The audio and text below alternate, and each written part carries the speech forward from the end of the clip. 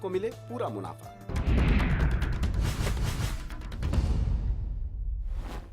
नमस्कार, इनकलाब देख रहे हैं आप और आपके साथ मैं हूं प्रतिमा दत्ता। इनकलाब में आज हम एक बेहद अहम और गंभीर मुद्दे पर सरकार का ध्यान खींचना चाहते हैं।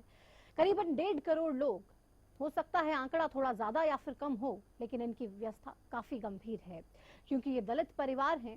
वो दलित परिवार जिन्हें कभी दबंगों का शिकार होना पड़ता है, कभी अपनी सुरक्षा के लिए दर दर की ठोकरें खानी पड़ती हैं और कभी सरकारी दफ्तरों के चक्कर लगाने पड़ते हैं। कुरुक्षेत्र में दलित परिवार दबंगों के हाथों की कठपुतली बन गए हैं। आरोप है कि दबंग नहीं चाहते कि गांव में दलित रहें और अब हालात ये हैं कि दलितों को गांव छोड़ने पर मजबूर होना पड़ रहा है। रिपोर्ट में पूरा सच देखिए।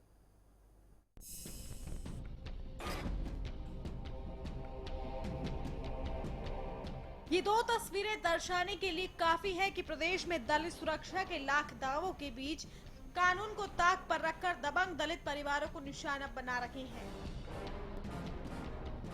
प्रदेश की खट्टर सरकार कमजोर और पिछड़ों की सुरक्षा के लाख दावे करे, लेकिन प्रदेश में दलित अब भी सुरक्षित नहीं है। आलम ये है, जहां 2 दिन पहले गुरुग्राम में खेल खेल में दलित छात्रों को निशाना बनाया गया, वहीं कुरुक्षेत्र के गांव गुमथला गढ़ू के दलित परिवार गांव से पलायन करने की तैयारी कर रहे हैं। कुरुक्षेत्र में दलित दमन, दबंगों के डर से सहर गया परिवार। पुलिस पर भी उठ रहे हैं सवाल।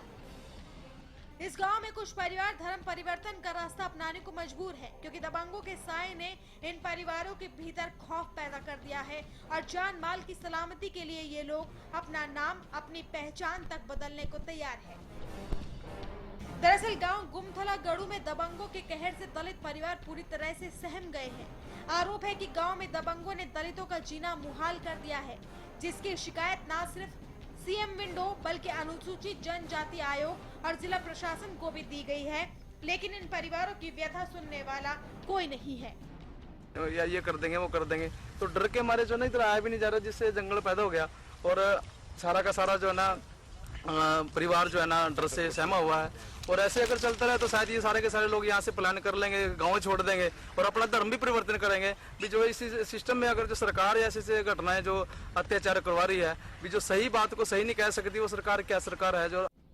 दरअसल दलित परिवारों का ये कहना है कि दबंग उनकी पुश्तैनी प्लॉट को अपने कब्जे में करना चाहते हैं। आरोप है कि गांव के आधा दर्जन दबंग जेसीबी मशीनों से प्लॉट की 4 दीवारी को गिराकर भाग जाते हैं। प्लॉट को नुकसान पहुंचाने की नीयत से बार बार इसी तरीके से हरकतों को अंजाम देते हैं और रोकने पर जान से मारने की धमकी दी जाती है। इन्होंने मेरे यहाँ प्लाट से जेसीबी लगा के दीवारें गिरा दी, जो नीचे दीवार गिरी तो उसको सारे को उठा के ले गए जनाब। अब फिर इन्होंने पिछले इसमें महीने में यहाँ पर जेसीबी लगाई, ट्रैक्टरों के साथ सारी मिट्टी खींच के उस साइड में ले गए और जो ईंटें थी वो भी साथ में ले गए। पीपल का वृक्ष था जी, वो भी इन्होंने जबरदस्ती काट लिया। जब पीड़ितों का ये भी कहना है कि पुलिस को मामले की शिकायत तो दी गई, लेकिन अब तक पुलिस ने कोई कार्रवाई नहीं की है और न ही दबंगों से कोई पूछताछ की है।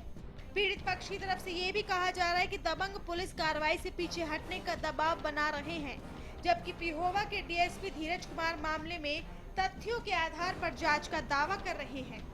पवन सन ऑफ अमर सिंह गुमथला गढ़ू के रहने वाले हैं।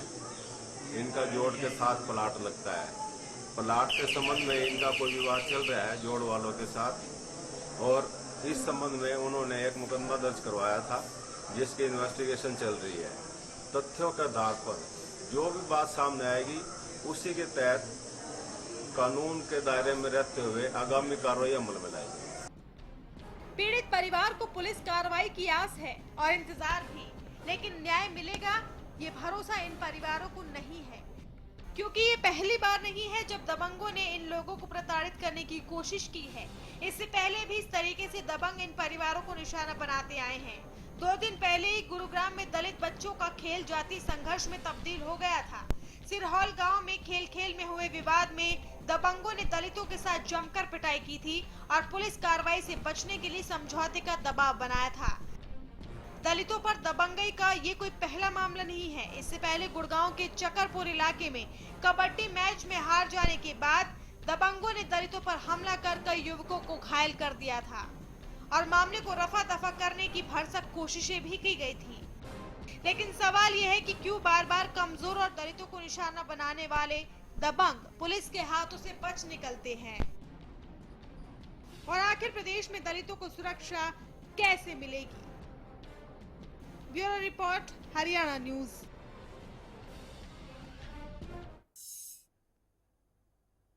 मिर्चपुर का दर्द भी शायद हरियाणा कभी भूल पाए, लेकिन बहुत से अहम सवाल हैं और मिर्चपुर जैसी अमानवीय घटनाएं होने के बाद भी प्रदेश में दलित दमन नहीं थम रहा। आंकड़े लगातार आसमान छूते गए और दबंगों की दबंगई भी। 2 दिन पहले ही गुरुग्राम में मामूली सी कहासुनी में दलितों को निशाना बनाया गया। हरियाणा सबसे ज्यादा दलित आबादी वाले राज्यों में से एक है। यहाँ देश की करीब 20% दलित आबादी बसी हुई है, जो उत्तर प्रदेश के लगभग बराबर है, जबकि पंजाब की बात करें तो वहाँ 31% दलित आबादी है। बावजूद इसके हरियाणा में 2011 के बाद से दलित उत्पीड़न के आंकड़ों में बेतहाशा बढ़ोतरी हुई है। पिछले कुछ एक दिनों की बात करें तो हरियाणा में दलित उत्पीड़न के मामलों ने जोर पकड़ लिया। 12 जून को गुरुग्राम में खेल खेल में दबंगों ने दलितों के साथ मारपीट की, समझौता करने का दबाव बनाया गया और जान से मारने तक की धमकी दी गई। हिसार में दबंगों ने दलित युवती का अपहरण कर उसका गैंगरेप किया। 3 दिन तक गैंगरेप करने के बाद युवती को डरा धमकाकर युवक फरार हो गए। हालांकि पुलिस ने भी इस मामले में कोई गिरफ्तारी नहीं की है। 19 मई को सोहना से एक नाबालिग दलित छात्रा को 2 युवकों ने अगवा कर लिया। पुलिस की कार्रवाई से नाराज दलित समाज ने 24 मई को पुलिस के खिलाफ रोड जाम करके प्रदर्शन भी किया। एनसीआरबी के आंकड़ों की बात करें तो यहाँ दलितों का दमन और बढ़ते आंकड़े साफ नजर आते हैं। साल 2014 में दलितों के खिलाफ हुए अपराधों में तकरीबन 744 दलितों की हत्या की गई। साल 2013 की बात करें तो 676 दलित हत्याएं हुई। 2012 में 651 दलितों की हत्या। वहीं 2011 की बात की जाए तो 673 दलितों की हत्या के मामले सामने आए हैं। वहीं 2014 में दलित महिलाओं के खिलाफ 2233 अपराध दर्ज किए गए। 2013 में दलित महिलाओं के खिलाफ 2074 अपराध, जबकि 2012 में 1576 का ये आंकड़ा था। जो लगातार अब आंकड़े बढ़ते जा रहे हैं, सवाल भी बढ़ते जा रहे हैं, लेकिन जो व्यवस्था है वो बदल नहीं रही है, वो सुधर नहीं रही है और तस्वीरें लगातार ये बता रही हैं कि दबंगों की दबंगई तो बढ़ती जा रही है, साथ ही साथ जो प्रशासन को काम करना चाहिए वो भी नहीं हो रहा है और जो मामले लगातार सामने आ रहा है वो भी कुछ ऐसा ही बता रहे हैं।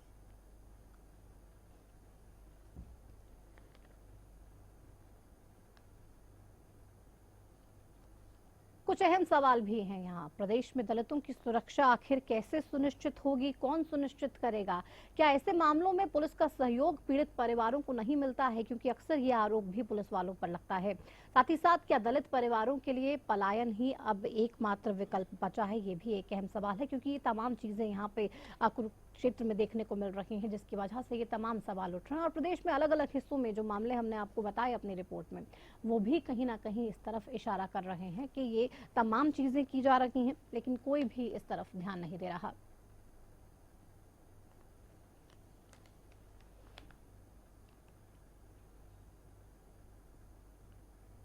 शुरुआत चर्चा के करते हैं इनकलाब में। हमारे साथ इस पर चर्चा करने के लिए खास पैनल है। हमारे साथ अनिल आर्य जी, राजनीतिक विश्लेषक, महाराज सिंह जी, रिटायर्ड पुलिस अधिकारी, और राकेश चौधरी, दलित चिंतक हैं। राकेश जी, आखिर क्यों ये आंकड़े बढ़ते जा रहे हैं? क्या लग रहा है आपको, कहाँ पर कमी है? देखिए, कमी हमारी सोच में है।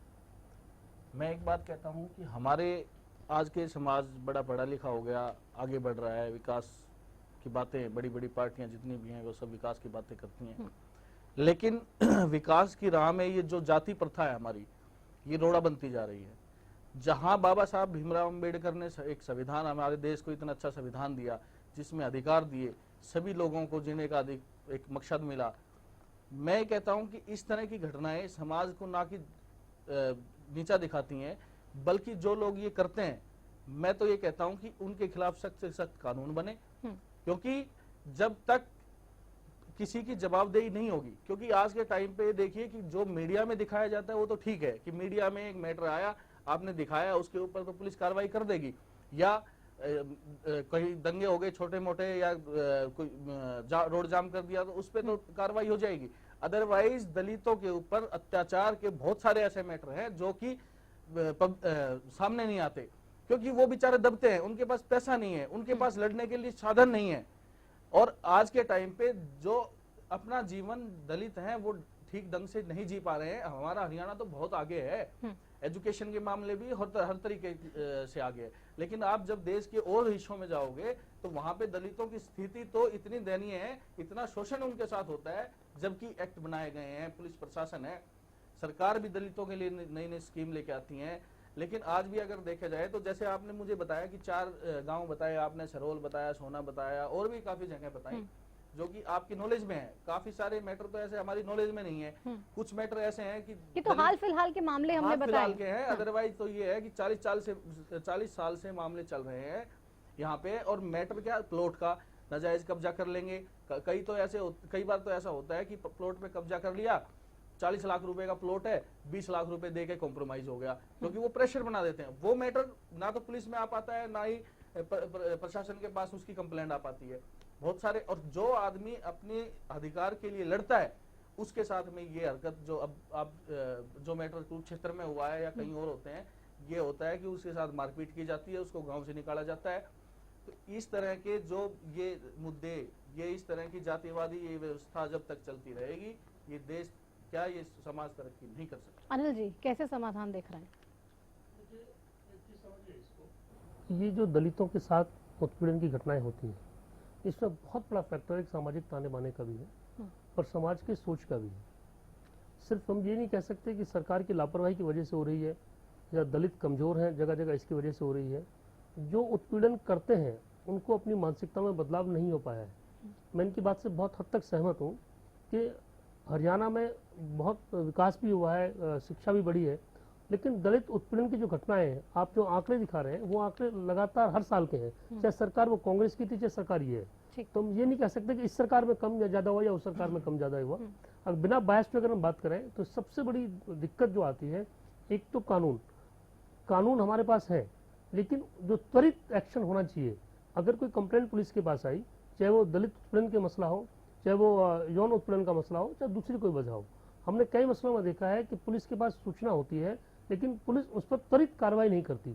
और जब त्वरित कार्रवाई नहीं होती तो जो अपराधी है या जो दबंग प्रवृत्ति के व्यक्ति है या जो उत्पीड़न करता है या जो और परेशान करता है, उसको खुलकर खेलने का मौका मिल जाता है और वो और दबंग हो जाता है। हमने जो मानेसर गैंगरेप वाला कांड था उसमें भी हमने देखा कि मामला कब हुआ, पुलिस का एक्शन कब हुआ। जो पुलिस की सुस्ती है वो बहुत बड़ा रोल प्ले करती है। इसके साथ साथ हमको सामाजिक तौर पे भी इसके लिए प्रयास करने होंगे। चाहे कोई पार्टी है, पॉलिटिकल पार्टी कोई भी है, कोई भी एनजीओ है, कोई भी धार्मिक संगठन है, अब वो दौर गया आज से 100 साल पहले, 200 साल पहले या 50 साल पहले जिस ढंग से दलितों का उत्पीड़न हुआ, अगर उस चीज को हम सोच लें तो हमारे रोंगटे खड़े हो जाते हैं। इसमें कोई संदेह नहीं है। हमने वो दौर, मैं 50 साल की उम्र हो गई, हमने भी गांव में वो दौर देखा है कि जो उत्पीड़न होता रहा है, लेकिन आज वो स्थितियां नहीं है। आज दलित समाज के लोग बहुत आगे बढ़ रहे हैं, उनको बहुत पर्याप्त मौके मिल रहे हैं, आगे बढ़े हैं, पढ़ाई में भी आगे बढ़े हैं और बाकी क्षेत्रों में आगे बढ़े हैं। इन तमाम चीजों को हर एंगल से देखना होगा, तभी उस समस्या का समाधान कर सकते हैं। किसी को कोसने भर से काम नहीं होगा। बिल्कुल कोसने से काम नहीं होगा। महाराज सिंह जी, सोसाइटी की जिम्मेदारी भी है, लेकिन बहुत से मामलों में हम देखते हैं पुलिस काम नहीं करती, एक्शन नहीं ले रही है, क्यों? जैसे मेरे साथियों ने बताया, सामाजिक ताना बाना हमारा जो है वो इसके लिए बहुत ज्यादा जिम्मेवार है। बहुत सदियों से जो चला रहा था, उसमें जिनको हम सो कॉल्ड दबंग की बात करें या दलितों की बात करें, जो सो कॉल्ड दबंग हैं, उन्होंने अपनी मानसिकता को बदला ही नहीं है और वो उसी तरह से 100 साल पीछे दलितों को देख रहे हैं। जबकि दलित आज इतना आगे हो चुका कि वो अपने बराबरी का अधिकार को ये नहीं कह रहा कि मुझे छीनना है, वो कहता कि मुझे बराबर का अधिकार रहने दो, मेरे अधिकार को। जब हमारा संविधान अधिकार दे रहा है तो उस अधिकार को मेरे को रहने दो। लेकिन जो सो कॉल्ड दबंग हैं वो उसमें अपनी एक तरह से बेइज्जती महसूस करते हैं। ये तो है हमारे सामाजिक की बात। अब बात आई, जैसे आर्य जी ने कहा, पुलिस की कार्रवाई की बात। अभी इसी में हम सुन रहे थे एक पुलिस अधिकारी को कि कानून के हिसाब से कार्रवाई की जाएगी। इसमें जो मुद्दा है वो है निशानदेही का कि प्लॉट किसका कहां पे है। तो कानून कब करेगा, कानूनी तौर पर कब किया जाएगा, उसे रेवेन्यू डिपार्टमेंट को जाना है वहां पे। जबकि जो ये दलित का जो एक्ट है वो फौरी तौर पे एक्शन चाहता है। स्पेशल, पुलिस की भाषा में इसे स्पेशल प्रोटेक्टेड केस कहा गया है। इसमें स्पेशल तो कौन रिपोर्टेड केस करेगा है। फौरी तौर पे एक्शन? वही तो बात मैं कहना जा रहा हूँ कि जब ये स्पेशल रिपोर्टेड केस है तो उसमें किस चीज का इंतजार किया जा रहा है कि इसमें कानूनी पहलुओं पर देख के कार्रवाई की जाएगी। डिप्टी कमिश्नर को जवाब देना होता है, पुलिस के कप्तान को जवाब देना होता है, और महीने में 3 महीने में एक सेक्रेटरी लेवल का, सरकार के सेक्रेटरी लेवल का आदमी रिव्यू करके जाता है। इसीलिए रिव्यू की जाता है, अलग से एक कमेटी बनी हुई है। ठीक है, तो इसमें जो है, जो ये कहते हैं ना कि कानूनी तौर पे किया जाएगा, किया कब जाएगा? ठीक, ये सवाल है। हम आपके पास लौटूंगे, लेकिन हमारे साथ इस वक्त हमारे संवाददाता दर्शन फोन लाइन पर जुड़ गए हैं। दर्शन, क्या कुछ चल रहा है वहां पर, क्या कुछ हो रहा है, और क्या पुलिस की तरफ से सही ढंग से एक्शन लिया गया? देखिए, मैं बताना चाहूंगा, धर्म नगरी पेवा उपमंडल का गांव है कालागढ़, उसमें ये जो दलित लोग हैं वो एक उनका प्लाट है, प्लाट को लेकर झगड़ा है। कुछ वहाँ पे लोग हैं वो परेशान कर रहे हैं, और यहाँ पर जो पुलिस है, यहाँ के जो धीरज कुमार डीएसपी हैं, तो उनके ऊपर भी उन्होंने आरोप लगाया है कि कोई कार्रवाई नहीं हो रही है। और इतना ही नहीं, उन्होंने यहाँ से गांव से पलायन करने का भी इरादा बना लिया है। पवन कुमार है जो शिकायतकर्ता, उससे हमारी बात हुई थी। उनका कहना है कि हमारे को बिना बात से यहाँ पर परेशान किया जा रहा है, और हम यहाँ से दबंग लोग हैं जो उनसे बहुत परेशान है। पुलिस और प्रशासन हमारा साथ नहीं दे रही है। हमने कई जगह शिकायतें दे चुके हैं, और अनुसूचित जो जाति आयोग है वहाँ भी उन्होंने शिकायत दी है। जी, तो क्या कुछ कह रहे हैं, आखिर पुलिस वाले क्यों नहीं ये सुन रहे? आप कह रहे हैं उनको लेकर भी आरोप लगा रहे हैं।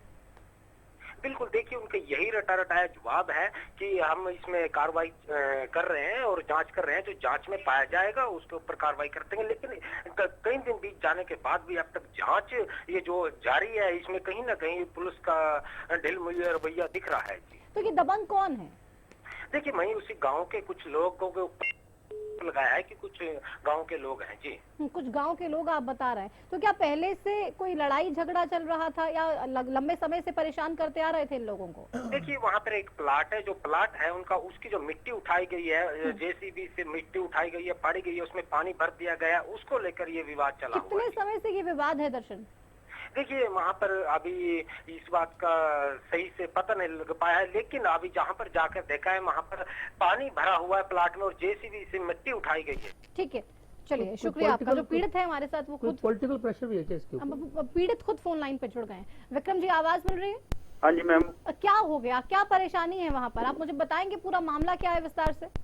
वहाँ पे परेशानी जी, पहले तो मैम हम ना बाबा साहब के संविधान को मानने वाले शांति प्रिय लोग हैं, और वहाँ पर जो परेशानी है ना, वहाँ 327 नंबर खतरा नंबर, और वो पंचायती जमीन है 32 कनाल जी वहाँ। उसके साथ ही हमारा प्लाट था हमारे बुजुर्गों का, वो 30 साल से हमारा कब्जा है, और दूसरे लोगों ने ना जो पंचायती जमीन थी उसकी पता नहीं किस तरीके से रजिस्ट्री अपने नाम करवा ली। उसकी रजिस्ट्री करवाने के बाद हमारा जो 15-16 मरले का वहाँ प्लाट था ना, तो उसके जेसीबी लगा के मिट्टी को उखाड़ दिया, और जो दीवारें थी दीवारों को घेर दिया जी। उसके बाद दीवारों को गिरा दिया गया, आप बता रहे हैं। ये कब किया उन लोगों ने? ये तो 1 साल से चल रहा है तकरीबन। हमारी सुनवाई नहीं हो रही है मैडम। पहले भी हमने सीएम विंडो में दरखास्त दी थी। तो बता रहे 1 साल से मामला चल रहा है, कहाँ शिकायत कर चुके हैं, और क्या क्या जवाब मिला है अब तक? कुछ कार्रवाई नहीं हुई मैडम। पहले भी सीएम विंडो के अंदर दी थी दरखास्त, अब फिर दी दोबारा दरखास्त। मुकदमा कब दर्ज हुआ है? विक्रम जी, मुकदमा कब दर्ज हुआ? मुकदमा तो अभी 1 महीने से दर्ज हुआ है जी। कितने का? 1 महीने पहले कह रहे हैं दर्ज हुआ है। हाँ तो उससे पहले आप बता रहे हैं 1 साल पहले से ये सब कुछ चल रहा है, तब तक क्या किया जा रहा था? कुछ नहीं, हमारी सुनवाई नहीं हुई मैडम कुछ पहले। नहीं, किसने सुनवाई नहीं की? क्या हुआ? क्या कोई पॉलिटिकल प्रेशर भी है उन दबंगों की तरफ से? क्या आपके ऊपर भी दबाव बनाया जा रहा है? क्या कुछ हो रहा है, आप मुझे बताएंगे तभी मुझे पता चलेगा। हमारे ऊपर तो दबाव बनाया जा रहा है। जब हमारे जमीन से पेड़ काटे गए और जेसीबी के साथ वहाँ खुदाई की गई, तो भाई अपने आप ये कंध गिर जाएंगी। तो जब हमारा भाई पवन कुमार वहाँ गए रोकने के लिए, तो उन्होंने कहा भाई साले कुत्ते चमार 1.5 तू क्या कर लेगा, पहले भी दरखास्त दी है तूने, क्या कर लेगा, तुम्हारा क्या उखाड़ लेगा, हमारी जमीन है, हम तो ये घेरेंगे इसे। तो आप शब्दों का इस्तेमाल भी किया गया? हाँ जी, हाँ जी, हाँ जी। आपने सीएम विंडो पे शिकायत की, आप बता रहे हैं, क्या कुछ हुआ वहाँ पे? अभी तो कुछ कार्रवाई नहीं हुई है मैडम। अभी कोई कार्रवाई नहीं हुई हाँ, उनसे। हमें आप पुलिस तो- वालों के हम- पास जाते हैं, आप डीएसपी से बात करते हैं, क्या कह रहे हैं वो आपको? डीएसपी कह रहा है जी हम तो कार्रवाई कर रहे हैं, जमीन देख रहे हैं हम्म, किस किस की क्या है जी। तो अभी उनको कुछ पता नहीं चला इस मामले में? नहीं कुछ उन नहीं, दबंग अभी तो लोगों कुछ के बात- खिलाफ कोई एक्शन भी नहीं हुआ? कोई एक्शन नहीं हुआ है जी, खुले घूम रहे हैं। हमें तो अपनी जान का खतरा है, कभी कोई उन्हीं खेतों में हम खाते घास लेने के लिए जाते हैं, डंगर लटके हुए हैं, हमें तो खतरा है कभी हमें तो आक्रमण कोई ना कर धमकी दें। भी आप लोगों को दी गई क्या उनकी तरफ से? धमकी तो ये क्या है जी, ये कुत्ते 1.5 मार क्या कर लोगे, क्या उखाड़ लोगे, पहले भी दरखास्त दी है, पुलिस में जाएंगे तो देख लेंगे क्या करोगे आप। अनिल जी, एक तो आप शब्दों का प्रयोग कर रहे हैं, पुलिस वाले कोई काम नहीं कर रहे, सीएम विंडो से कोई जवाब नहीं आ रहा। विक्रम जी, उनके ऊपर कोई पॉलिटिकल संरक्षण किसी का है क्या? विक्रम जी, हाँ जी, अगर वो पुलिस कार्रवाई नहीं कर रही है, सरकार सुनवाई नहीं कर रही है, प्रशासन ध्यान नहीं दे रहा है, तो इसकी हाँ वजह क्या है? क्या वो दबंग किसी पॉलिटिकल पार्टी से जुड़े हुए हैं या कोई उनके ऊपर किसी का आशीर्वाद है, कोई हाथ है उनके ऊपर? सर ये तो हमें पता नहीं किसका आशीर्वाद है उनके पास, पर हमारी तो कोई सुनवाई नहीं हो रही है वहाँ। इस चलिए वजह से हमारे तो साथ भाई- इस वक्त धीरज एक Kumar minute. DSP phone line पे जुड़ गए हैं। डीएसपी साहब, आवाज मिल रही है? बिल्कुल बिल्कुल आ रही है जी आपकी आवाज। जी धीरज साहब, अब तक कोई कार्रवाई क्यों नहीं की गई? पिहोवा में ये दलित लोग काफी परेशान हो रहे हैं, कह रहे हैं कि 1 साल पहले का मामला है, पुलिस ने मुकदमा 1 महीने पहले दर्ज किया और अब तक इन दबंगों के खिलाफ कोई एक्शन नहीं किया गया। देखिए मुकदमा 5 तारीख को दर्ज किया है, 1 महीना पहले दर्ज नहीं हुआ है। इनका भी जमीन का विवाद है। 5 जून उसके को लिए- आपने मुकदमा दर्ज किया है? बिल्कुल 5 जून को मुकदमा दर्ज हुआ है इनकी दरखास्त आने के बाद। पहले जो इन्होंने दरखास्त दी थी उसकी जांच की थी डीएसपी साहब ने, वो फाइल कर दी गई थी। पहले दरखास्त इन्होंने- कब दी थी इन लोगों ने आपको? पहले दरखास्त इन्होंने पिछले साल सितंबर में दे रखी है, जिसकी जांच तत्कालीन डीएसपी साहब ने की थी और इनके आरोप को साबित नहीं हुए। क्या साबित हुआ था फिर? इनका दीवानी नोट का मामला सामने आया था, जमीनी विवाद था। कौन सा मामला धीरज जी? सिविल नेचर का धीरज जी, आपकी आवाज नहीं आ रही है मुझे। सिविल नेचर का मामला आया था सिविल नेचर का मामला आप कह रहे हैं? जो पहले दरखास्त DSP दी साहब। थी इन्होंने। हाँ जी हाँ जी। डीएसपी साहब, सिविल नेचर का मामला है मान लिया, लेकिन अगर किसी दलित व्यक्ति के साथ, दलित परिवार के साथ कोई दबंग गुंडागर्दी कर रहे हैं, उनके प्लॉट पे बार बार जा रहे हैं, उसको तोड़ रहे हैं, फाड़ रहे हैं, उनको धमकी दे रहे हैं, उसके बाद भी एक्शन क्यों नहीं? ऐसी कोई बात सामने नहीं आई जो ये आरोप लगा रहे हैं। इन्होंने ये- विक्रम है फोन लाइन पे। विक्रम, आप सुन रहे हैं डीएसपी साहब की बात? विक्रम, आप सुन रहे हैं? हाँ जी, सुन रहे हैं मैम जी। आप इनसे बात कीजिए जरा, ये कह रहे हैं ऐसी कोई बात सामने नहीं आई, कुछ भी ऐसा नहीं हो रहा है। सर मैं बात सुनिए, बात तो हमारे साथ बनी है ना, डीएसपी के साथ थोड़ी नहीं बनी है। विक्रम, आप ये बताएं, आपने जो कंप्लेंट की है उसमें हाँ आपने जी। लिखा है कि आपको जान से मारने की धमकी दी है, हाथ पैर तोड़ने की धमकी दी है, हमारे साथ गुंडागर्दी कर रहे हैं, ये क्राइम हाँ है, जी, ये सिविल नहीं है। आपने ये बात कही है उनको? जाति सूचक शब्द बोल रहे हैं, हमको गुंडागर्दी कर दें, क्या कर लोगे आप? ये आपने लिख के दिया है उनको, पुलिस को लिख के दिया है? पिछली दरखास्त में, हाँ जी। पिछली दरखास्त ये आपने लिख के दिया है पुलिस को अपनी कंप्लेंट में? हाँ जी, लिख के दिया जी जो हमने। पहले दरखास्त दी थी उसमें भी था ये, हाँ जी जो पुरानी दरखास्त थी उसमें था ये। सर, उस दरखास्त का तो मुझे पता नहीं है भाई, उसमें भाई ने लिखा है कि नहीं ठीक है, लिखा था। जो नहीं अभी- लिखा। अभी आपने लाइन पे है कि दरखास्त- डीएसपी साहब लाइन पे हैं क्या आप अभी? धीरज जी, आप सुन रहे हैं? हाँ सुन रहा हूँ मैं। डीएसपी साहब, मेरा एक सवाल है। हाँ जी। जो दरखास्त पहले तत्कालीन डीएसपी साहब पे आई, हाँ जी। उसमें जो फैक्ट्स थे, हाँ जी। उनको जो दलित विरोधी एक्ट हमारा है, दलित विरोधी नहीं है, दलितों के हक में है। क्या दलितों के खिलाफ जो कार्रवाई होती है उसके प्रति जो एक्ट है, दलितों के खिलाफ नहीं तो होती मेरी ना बात साहब। सुन लीजिए आप। डीएसपी साहब ये रिटायर्ड एसपी है जो आप बात कर रहे हैं, आपसे ज्यादा मेरी बात जानते हैं। मेरी बात सुन लीजिए। अच्छा ठीक है जी, ज्यादा मैं महाराज सिंह बोल रहा हूँ, रिटायर्ड एसपी। जी जी सर। दलित एक्ट जो है, जो एट्रोसिटीज का एक्ट है, जी जी।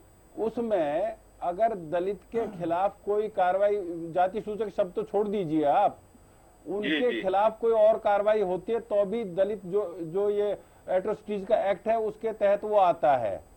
नंबर जी। 1, उस टाइम जी। पर जो तत्कालीन डीएसपी थे, उन्होंने दरखास्त की जो कार्रवाई कर रहे थे, दरखास्त में जो मजमून था वो आपने जब अब कार्रवाई कर रहे होगे तो वो भी आपने फाइल पे ली होगी जी। उसमें क्या कोई एट्रोसिटीज की बात थी?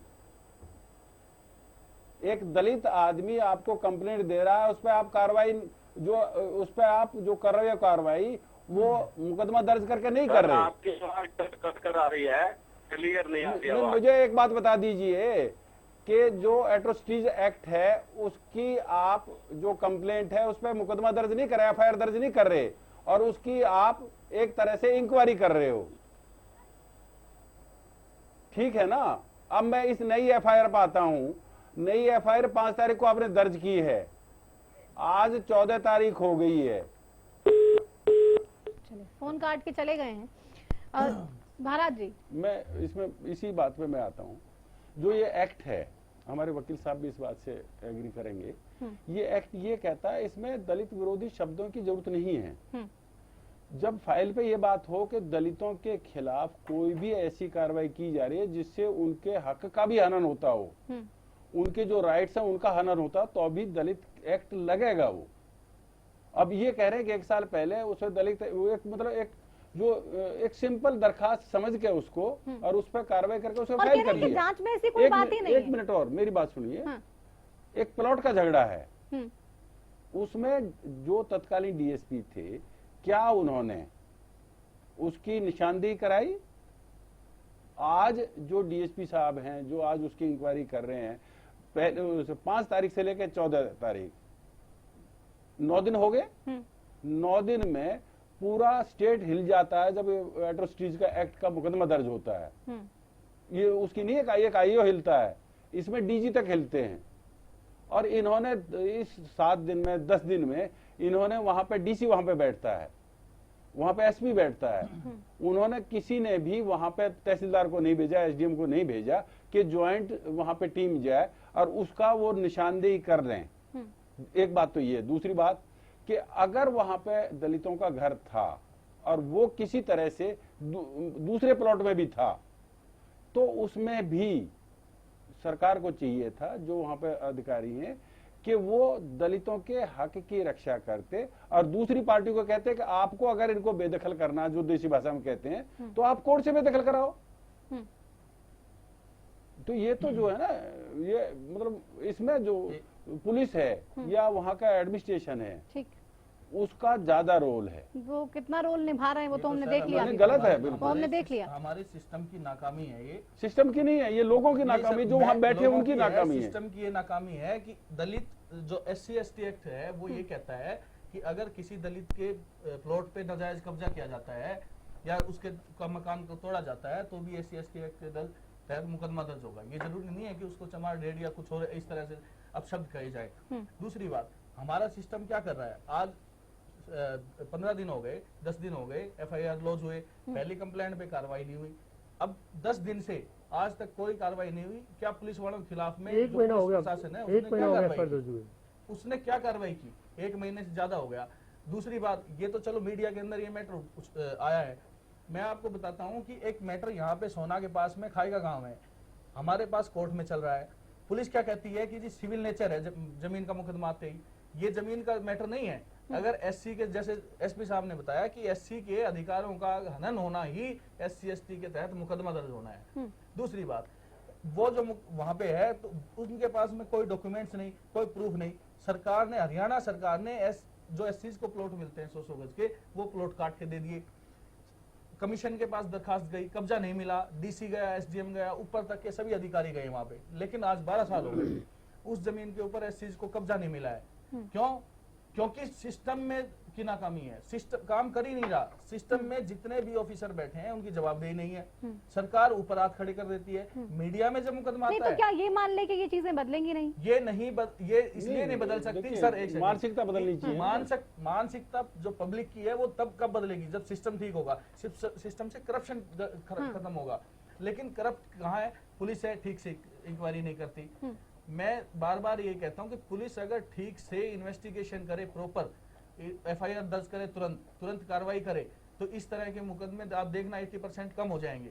20% चलो हम मानते हैं कि नहीं होंगे, ये मानसिकता पे निर्भर करता है। ठीक है। सरकार क्या कर रही है? सरकार की लेकिन जवाबदेही ये क्या है? बिल्कुल एक्शन भी नहीं हो रहा है। विंडो में जब दरखास्त दी गई है एक्शन तक इसमें, नहीं हो क्योंकि रहा है। मैडम, मैं आपको- सरकारें दलितों की बात मैंने- करती है, पिछड़ों की मैंने बात करती हैं। शुरुआत में ये बात सीएम की विंडो थी में दरखास्त दी कि गई, जब तक विंडो में भी कार्रवाई पुलिस नहीं हुई। प्रशासन शासन सरकार किसी भी शिकायत पर, चाहे वो दलित की हो चाहे किसी और की हो, फौरी एक्शन जो होना चाहिए वो नहीं होता। सबसे बड़ी दिक्कत यहाँ पर है। जैसे तो इस केस में हम इस सिस्टम को कैसे सुधार पाएंगे, क्योंकि हर बात देखिए, तमाम मुद्दों जब में हम तक देखते हैं जिम्मेवारी कि आप काम नहीं जिम्मेवारी हो तय रहा है। होगी। जवाबदेही तय होनी चाहिए एक एक ऑफिसर की कि आपने ये कार्रवाई नहीं की तो आपके खिलाफ ये एक्शन हो सकता है। जब उसको ये नहीं, पता लेकिन होगा। सरकार भी तो एक- इसमें गंभीर नहीं लग रही ना। और मैं आज यहाँ मीडिया में बैठ के एक बात और कहना चाहता हूँ कि हमारी सिस्टम के ऊपर जो हमारी सबसे ऊपर बैठी है हमारी जुडिशरी, मैं वकालत के पेशे से आता ठीक है। हूँ, मैं अंदर तक पूरा देखता हूँ कि हमारी जुडिशरी भी इतनी कमजोर हो चुकी है कि वो भी सिस्टम के हाथों से खेल रही है, वो भी सरकार के सिस्टम से चल रही है। अपने इंडिपेंडेंट ऑफ जुडिशरी का जो वर्ड है हमारे जो कानून में लिखा हुआ है कि जुडिशरी इंडिपेंडेंट है, किसी के दबाव में नहीं है, ठीक है। लेकिन आज जुडिशरी प्रेशर में काम कर रही है। ठीक है, प्रेशर में सिस्टम- अब आपको इसलिए रोकूंगी। सिस्टम को ठीक करना बहुत जरूरी है। सिस्टम को ठीक करना बहुत जरूरी है। हमारे साथ कुरुक्षेत्र से सांसद राजकुमार सैनी जी इस वक्त फोन लाइन पर जुड़े हैं। राजकुमार जी नमस्कार, आवाज मिल रही है? हाँ जी मिल रही है। नमस्कार। नमस्कार राजकुमार जी, क्या देखें हम हर बार देख रहे हैं प्रदेश में दलितों के खिलाफ जो अपराध है वो बढ़ता जा रहा है। पेहोवा में हम देख रहे हैं कि कुछ दबंग लगातार परेशान कर रहे हैं, जमीन को हड़प लिया गया है, पुलिस कोई कार्रवाई नहीं कर रही है, कोई सुनने वाला नहीं है क्या दलितों की? देखिए, मैंने 2-3 दिन पहले जो है ना उस इशू को लेके मैंने ये भी कहा था कि जिस प्रकार से लोग प्रेशर में इस जमीन को उनसे छुड़वाना चाहते हैं और सरकार की पहले पॉलिसियां चली हैं, उन पॉलिसियों के तहत जो है ना हो सकता है कि ये लोगों को भी अगर कोई मोटिवेट करता तो ये भी पैसे भरकर इन जमीनों को रख सकते थे, जिसके लिए मैंने उनको आश्वस्त भी किया था कि हम आपके साथ हैं, आपकी कोई जमीन को छुड़वाएगा नहीं। लेकिन दादागिरी जिस प्रकार से वहां पर चल रही है उसके मैं भी खिलाफ हूँ और मैं तो लड़ाई यही लड़ रहा हूँ कि आखिर कमजोर लोगों के साथ माल्या जैसे तो सारे बैंकों को लूट का खा गई और दुनिया पता नहीं किस किस को लूट के खा गई। अगर किसी व्यक्ति के पास 4 बीघा जमीन दब रही है तो उसके लिए तो तुरंत फैसले हो जाते हैं। सारी बात ठीक है आपकी, आप वहाँ के सांसद हैं, आपके क्षेत्र में वो पड़ता है, आप कहने का आप आश्वस्त किया, आप चिंतित हैं, कार्रवाई क्या कराई आपने? नहीं, कार्रवाई कराएंगे, एकदम उनका पक्ष जो है ना पूरा ठोस रखेंगे और उसके लिए पूरा प्रयास करेंगे। नहीं, प्रयास आप कर रहे हैं, आप कह रहे हैं 3 दिन डीएसपी पहले कह रहा है कि आश्वस्त किया सामने आपने। चल मैं जो है ना इस वक्त आउट ऑफ स्टेशन हूँ हाँ। और हमारी नहीं, कमेटी आपका तो का टेलीफोन बहुत है। टूर हमारी कमेटी का टूर है 4 दिन के लिए। मैं अरे 3-4 अरे दिन समझ के बाद ही होगा, आप पहुंचता तो हूं। फोन करके धमकाएंगे उसको, पुलिस को, प्रशासन को, एक्शन कर क्यों हाँ, नहीं? डीएसपी एक साहब महीने कह रहे हैं पहले कि केस कोई दर्ज हो कोई गया। मामला ही नहीं है ऐसा। अरे भैया, मैंने कल उनसे जो है ना जो कल मेरी बात हुई भी थी वो मेरे पास भी मिले थे मेरे को। मैंने उनको कहा था कि अभी आपके साथ कोई जाति नहीं हो, उसके पीछे अगर कोई बात उनके साथ हो गई, मैं दिल्ली आया हुआ हूँ, ठीक। मैं अभी आपने बात करी मेरे को तो आपने लाइन पर लेकर के आपने बताया, मेरे को तो कोई सूचना भी नहीं आई। मैं ऐसे बिना किसी जानकारी के ऐसे मैं किसी के ऊपर थोड़ी चढ़ाई बोल सकता हूँ। नहीं, क्योंकि अभी डीएसपी साहब से भी बात की हमने, राजकुमार सैनी जी, वो कह रहे हैं कि कोई अभी तक कार्रवाई नहीं हुई है। नहीं, कार्रवाई भी होगी, सारे काम हो गए, ऐसी जाते नहीं किसी के साथ होने देंगे। नहीं, वो कार्रवाई तो आप करने का प्रेशर तो बनाएंगे ना, तभी तो होगी। बिल्कुल मैं पूरा उनके क्योंकि साथ आप हूं तो ये और लड़ाई कोई लड़ रहे दादागिरी नहीं चलने हैं, आप देंगे। तो ये लड़ाई लड़ रहे हैं पिछड़ों को और मजबूत बिल्कुल, मैं बनाने ये की। बात कह रहा हूँ, हम उनके साथ और आप ही हैं। के मैं इलाके में अगर ऐसा होगा तो फिर सैनी साहब क्या हम समझेंगे कि प्रदेश के किसी भी हालात कैसे कीमत पर हम सुधरेंगे? उनको दबाव में उनके हकों से महरूम नहीं होने देंगे, ये कन्फर्म है। चलिए, तो आप अब आश्वस्त कर रहे हैं मुझे कि आप अभी बात कर रहे हैं अधिकारियों से और इस मामले के बारे में अभी बात करूंगा, अभी मैं डीएसपी से पूछूंगा, एसपी से पूछूंगा माजरा क्या है, क्योंकि पूरी बात में आउट ऑफ स्टेशन हुई, इसलिए मेरे को आप ही ने बताया, मैं ठीक है। दूसरी जानकारी नहीं ले रहा। नहीं, चलिए ठीक है, आप कह रहे हैं कि हमने आपको बताया। नमस्कार। चलिए, ये निकल गई फोन काट के। लेकिन पिछड़ों की लड़ाई लड़ रहे हैं, लेकिन खुद के इलाके में जो चीजें हो रही हैं उसको सुधार नहीं पा रहे हैं। इनकी भाषा को देखिए आप कि होने नहीं देंगे, जो हो रहा है ऑलरेडी, जो पिछले 1 साल से चल रहा है ऑलरेडी, उस पर कोई एक्शन नहीं हुआ। इनके क्षेत्र की बात है, इनसे वो मिले हैं, उनको आश्वस्त कर रहे हैं। जो सरकारी तंत्र है जिसने कार्रवाई करनी है, इनको चाहिए था कि फौरी तौर पर वहाँ एसडीएम लेवल का आदमी, डीएसपी लेवल का आदमी पहली बात तो वहाँ पे डीसी लेवल का आदमी जाना चाहिए था। ठीक है, ये दलितों की मामले की गंभीरता को समझा नहीं जा रहा है। आपका फिर से रोकना चाहूंगी महाराज सिंह जी। हमारे साथ इस वक्त विधायक जुड़ गए जसविंदर संधू फोन लाइन पे। जसविंदर जी, आवाज मिल रही है? मिल रही है। जसविंदर जी, इस मामले के बारे में जानकारी है आपको, जो दलितों के साथ यहाँ पे अत्याचार हो रहा है? हम पूरी जानकारी है। तो ये जानकारी है कि कोई एक्शन हुआ या नहीं इस पर? अभी तक इसके ऊपर सिर्फ FIR लॉन्च की है, कभी तक कोई गिरफ्तारी नहीं हुई। इस मामले को लेकर के मैं पुलिस कप्तान कुरुक्षेत्र को मिला था, हाँ, कंप्लेंट को साथ लेकर के। ठीक, मैंने बार बार उनको आग्रह किया भी अपना SP साहब, ये मामला बड़ा संगीन है, मेरे गांव के हालात लेकिन आपके बार बार आग्रह करने के बावजूद भी उन्होंने बिल्कुल गंभीरता से नहीं लिया ये मामला। गंभीरता से नहीं लिया, बिल्कुल साफ वहाँ जाने से जवाब दिया। वहाँ साफ जाने जवाब कहने लगे 5000 मुकदमा दर्ज होता है, मैं नहीं जानता। मैं एक विधायक कहने है, मेरे गाँव की बात है, ऐसे दलितों के साथ बड़ा ज्यादा ज्यादती हो रही है। वो लोग वहाँ 3 साल से वजह क्या है? आपकी बात नहीं सुन रहे, आपकी बात नहीं सुन रहे जसविंदर जी, तो उन दलितों की बात कैसे सुनेंगे? बिल्कुल बिल्कुल जाते को गरीब लोगों के साथ। नहीं तो वजह क्या है कि पुलिस कार्रवाई नहीं कर रही, सुनवाई नहीं कर रही आपके प्रेशर के बावजूद, तो उसकी वजह क्या है? उसकी वजह पे तो याद है अपना पुलिस कप्तान है। मैं समझता हूँ और कोई नहीं, दूसरे लोग, क्योंकि वो असर सूख वाले लोग हैं, पैसे वाले लोग हैं। अब वो उनको इंसाफ नहीं मिल रहा, उसके लिए मैंने अपने तौर पे भी मैंने अपना DGP साहब से मिला था। मैं दोबारा आप मिले लेकिन फिर भी कुछ नहीं हुआ, तो अब आप भी हार गए कि क्या? अब उनको तो इंसाफ मिलेगा नहीं, तो आप भी हार गए हैं? आगे और लड़ाई लड़ेंगे उनको इंसाफ दिलाने के लिए? बिल्कुल बिल्कुल बिल्कुल, किसी हर हद तक जाऊंगा मैं इस मामले में। किस हाल तक जाएंगे? क्योंकि अब भी वो परेशान है, वो इस डर में जी रहे हैं कि उनके ऊपर कोई हमला ना हो जाए, उनको कोई मरवा ना दे। बिल्कुल, जो उनको पूरा प्रेशराइज किया जा रहा है, दबाया जा रहा है उनके साथ। मतलब मैं तो कहता हूँ कभी आप मौका जाके देखें।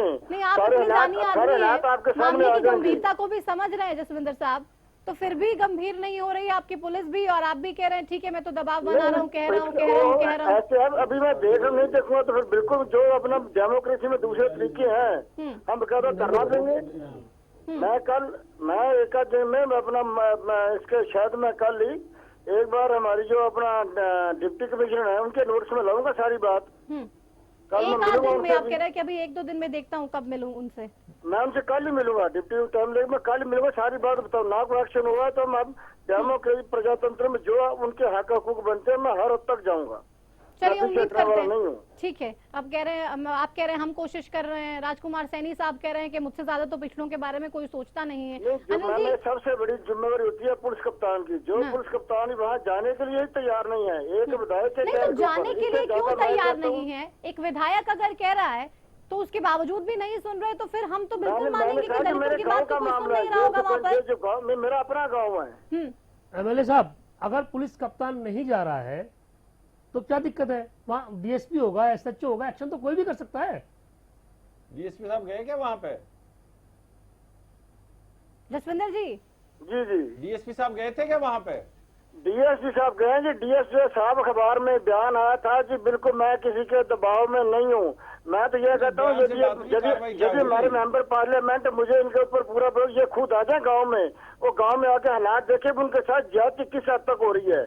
मैं इनको अनुरोध करता हूँ अपने मेंबर पार्लियामेंट श्री राजकुमार सैनी जी को ये समय दें और गांव में आए, आगे देखें वहाँ क्या हो रहा है।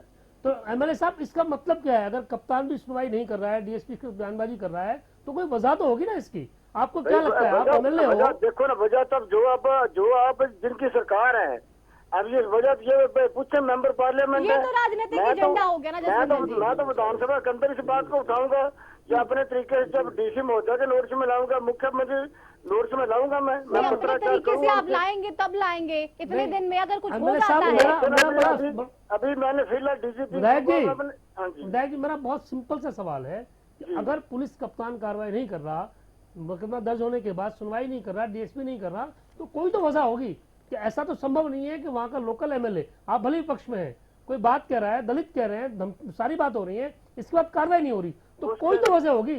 या तो उन लोगों का पॉलिटिकल संरक्षण उनको प्राप्त है। बिल्कुल बिल्कुल बिल्कुल। तो किनका आप उसको कहिए ना खुल के, आप कहिए उसको। नहीं मुझे कुछ संकोच नहीं है। पॉलिटिकल बात ना हो तो वरना अब तक तो उनकी रेल ना बन जाती। तो बताइए तो कहिए ना कौन। वही तो आपसे पूछ रहे हैं, अगर आप सब कुछ जानते हैं तो क्या बात है वो तो बताइए। भी अपना भारतीय जनता पार्टी के लोकल इन्होंने कमेटी बनाई है, सारे जाकर अफसरों को अपना प्रेशराइज करते हैं। जितने भी इनके वहाँ लोकल आदमी बैठे हुए सारे उनके अपना मुजरिमों के साथ जाते हैं, दबंगों के साथ जाते हैं। ये भारतीय जनता पार्टी। चलिए ये तो आरोप हो गए, कि ये ऐसा हो रहा है, ऐसा हो रहा है। आप बात तो करिए ना, मुद्दे पे तो बात कीजिए। आप वहाँ पे कह रहे हैं कि कोई मेरी सुन नहीं रहा, मैंने इतनी बार जाकर कह दिया, क्यों नहीं सुन रहा उसका रीजन आपसे पूछ रहे हैं। वो आप कह रहे हैं कि नहीं वो तो भारतीय जनता पार्टी, फिर आरोप लगा लीजिए। तो फिर एक एमएलए का मतलब कोई फायदा नहीं है। फायदा क्यों नहीं? देखिए मैंने अब डीजीपी के नोटिस में लाई, कल मैं अपना डिप्टी कमिश्नर महोदय से मिलूंगा। अब कल उनसे मिलूंगा। और हर कोई तो कहता तरीका होता है ना, जब कोई हमारी ना सुनेगा फिर जो हमारा पार्टी लेवल पे जो करना चाहेंगे करेंगे हम। चलिए शुक्रिया आपका। आप कह रहे हैं पार्टी लेवल पे जो करना चाहेंगे करेंगे। उम्मीद करते हैं कुछ हो। वैसे लगता तो नहीं है हालात देखकर यहाँ पर, क्योंकि सांसद महोदय से बात की, वो कह रहे हैं कि मैंने तो बहुत एक्शन ले लिया, बात भी की थी, लेकिन पता नहीं, बाहर हूँ, देखता हूँ क्या कुछ इस मामले पे हो सकता है। अनिल जी आपको क्या लगा? विधायक से बात हुई, हमारी सांसद से बात हुई, डीएसपी से बात हुई, पीड़ित से बात हुई, सबका पक्ष हमने सुन लिया। गंभीरता आपको जरा सी भी नजर आई कि कोई समाधान की तरफ बढ़ना चाहता है? देखिए एक चीज देखिए कि वो जो दबंग है आखिर ऐसे कौन से कैसे दबंग है कि जिनके ऊपर कार्रवाई को कर नहीं रहा। हाँ। अगर वहाँ का लोकल एमपी एमएलए फोन कर रहा है, एमपी फोन कर रहा है, तब भी सुन नहीं रहे। चलिए मैं ये मान लेता हूँ कि एमएलए चूंकि इनेलो का है, कप्तान ने सुनवाई नहीं की होगी। जैसे वो कह रहा है हम बेशक पॉलिटिकल बात कह के उसको टाल रहे हैं कि बीजेपी के लोग उसके साथ खड़े हो, मान लेते हैं हम। लेकिन अगर सांसद ये कह रहा है कि मैंने बात की थी, मैंने कार्रवाई करने के कहा है, कार्रवाई नहीं हुई, सांसद की बात भी नहीं सुनी जा रही। और एक मैं इसको सकारात्मक लेता हूँ, अगर सांसद ने हमसे बात करने के बाद ये कहा है कि मैं अभी फौरन उनको फोन कर रहा हूँ एसपी और डीएसपी को कार्रवाई के लिए। पर प्रश्न ये है कि इन सब चीजों के बीच में आप ये देखिए कि 1 साल से विवाद चल रहा है और 1 महीने पहले एफआईआर दर्ज की जाती है। 5 तारीख को, 5 जून को, 5 जून को 5 जून को एफआईआर दर्ज की जाती है। 10 दिन लगा लो। लेकिन वो जो दर्ज की गई एफआईआर उसमें धाराएं क्या है? अगर उसमें एससी एक्ट नहीं लगाया गया है, अगर वो कह रहा है कि हमको उत्पीड़न किया, जो एसपी साहब बता रहे थे अभी कि आपको वो तुरंत एक्ट तो बनता है, कार्रवाई होनी चाहिए, सिविल नेचर का कहाँ रह गया? कार्रवाई कर क्यों नहीं रही पुलिस? अगर दबाव है पॉलिटिकल, हालांकि विक्रम ने भी पॉलिटिकल दबाव की बात नहीं की, वो क्लियर नहीं कर पाया कुछ बात। एमएलए भी खुल के बात नहीं कर रहा है, वो तो दबाव में है, पॉलिटिकल और एमएलए भी खुल के बात नहीं कर रहे हैं। एमएलए पे दबाव नहीं हो सकता कोई, लेकिन इस बात की वजह ढूंढनी पड़ेगी अगर पुलिस कार्रवाई कर क्यों नहीं रही। बिल्कुल, कार्रवाई आखिर क्यों नहीं की जा रही? जल्दी जल्दी मैं चाहूंगी आप जवाब दे दीजिए, समय बिल्कुल खत्म हो चुका है मेरे पास। राकेश जी देखिए मैंने बताया सिस्टम की नाकामी, इस तरह के जो मैटर अभी आ रहे हैं इसमें सरकार को पूर्णतः आज इस मैटर को देखते हुए और आगे फ्यूचर को भी देखते हुए सरकार को चाहिए कि जवाबदेही तय करे ऑफिसर्स की, कि इस तरह के अगर मैटर आते हैं उसमें तुरंत कार्रवाई हो। जब तक तुरंत कार्रवाई नहीं होगी तो ये बढ़ते जाएंगे और हमारे समाज में गिरावट आती जाएगी। ठीक है महाराज सिंह जी, मैं इसे एक और तरह से बात करूँगा। इसमें पॉलिटिकल दबाव है या नहीं है उसे छोड़ दीजिए आप। जब ये मैटर प्रशासन पर आ गया तो जवाबदेही प्रशासन की है। प्रशासन को अब से पहले ही उसकी निशानदेही करनी चाहिए थी और निशानदेही करके उसके बाद दलितों का जो अधिकार था उसका उनको एक कस्टोडियन के तौर पर काम करना चाहिए था।